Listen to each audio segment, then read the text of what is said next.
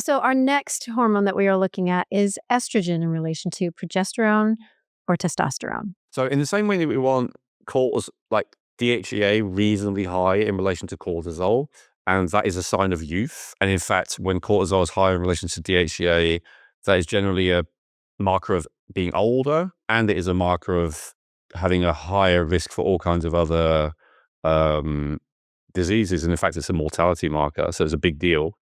So the estrogen to progesterone if you're a woman, or the estrogen to testosterone if you're a man, although both sexes do have both hormones, both men and women have both progesterone and testosterone, but especially estrogen to progesterone for women, estrogen to testosterone for men is a challenge.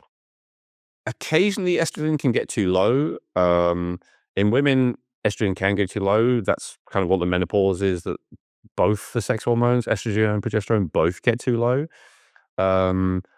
And for men, the only reason estrogen is going to get too low is probably if they are messing with their hormones, with anabolic steroids and stuff like that. And basically, estrogen is a bit of a vicious circle when it comes to obesity, because the more fat cells you have in the body, the more that they produce estrogen. And then the more estrogen that you have, the more that your whole metabolism is shifted into a fat cell producing state. And high estrogen tends to correlate with the other things that we talked about so far. High estrogen tends to correlate with low thyroid. High estrogen tends to correlate with high cortisol, especially. So I am not a believer that estrogen is all bad. I think for women, obviously, it serves an essential purpose for menstruation. For their menstrual cycle and pregnancy. That's the key point I wanted to make. But it even has some mood benefits. If it's very low, it can cause mood problems in men and women. The whole thing about the bone density is a bit like, not everyone agrees on it, but it may have a factor in there. For men, when their estrogen gets too low, they often lose their sex drive or even develop erectile dysfunction. Again, it tends to only happen as a result of abusing, other hormones, but it just shows that it can get too low. Absolutely. So it can get too low. However, in most people, the problem is that it's too high. And there's a bit of a epidemic of this. Probably the Bible on explaining this is a book called Estrogen Dominance, which I would recommend anyone who thinks this may be a problem for them would read.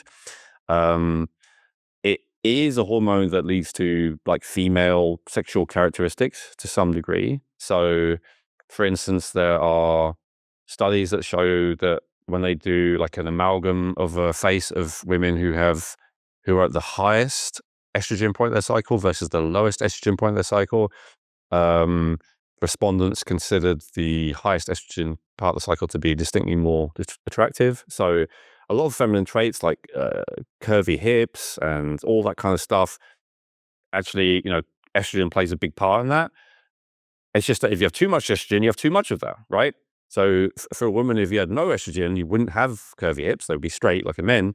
But of course, if you have too much estrogen, maybe you have too much of a curve, right? Which a lot of women, don't like.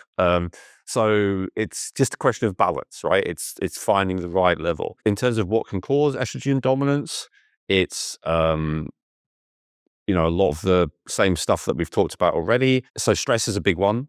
All steroid hormones start off as cholesterol.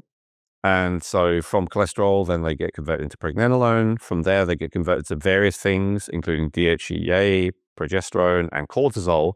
And so the more inflamed you are and the more stressed you are, the more that there is a conversion to cortisol and estrogen, and the less there is a conversion to some of the probably more desirable hormones, like high levels of DHEA, high levels of testosterone for men, high levels of progesterone for women and maybe men as well.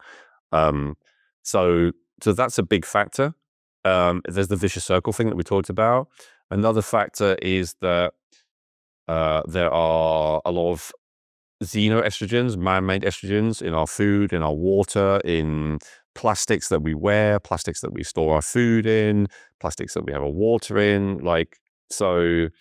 That contributes significantly to the estrogen dominance situation.